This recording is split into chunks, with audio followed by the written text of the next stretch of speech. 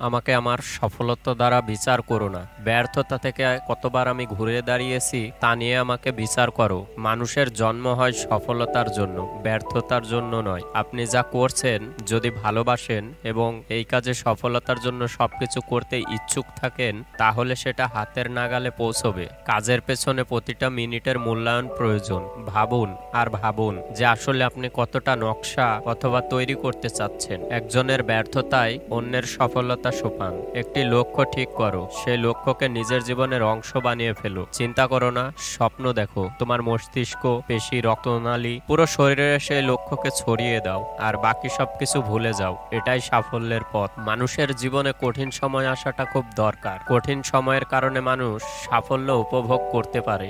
সাধারণ সফল আর অসাধারণ সফল মধ্যে পার্থক্য হলো সাধারণ সফলদের না বলার ক্ষমতা অসাধারণ। সফল হওয়ার চেষ্টা করার বদলে দক্ষ হওয়ার চেষ্টা করো। সাফল্য এমনিতেই আসবে। অন্যের সাফল্যের বদলে অন্যের ভুল থেকে শেখার চেষ্টা করো। বেশিরভাগ মানুষ মোটামুটি একই রকম কারণে ব্যর্থ হয়। অন্যদিকে সফল হওয়ার অনেক কারণ থাকতে পারে। প্রত্যেকেই নিজ নিজ পারিপার্শ্বিক ও পরিস্থিতির ঊর্ধ্বে উঠতে পারে এবং সাফল্য অর্জন করতে পারে যদি সে যা করছে তার প্রতি নিবেদিত প্রাণ ও সত্যিকারের আন্তরিক হয়। সাফল্য হলো আপনি যা চান তা হাসিল করা। আনন্দ হলো আপনি যা চান তা না পাওয়া।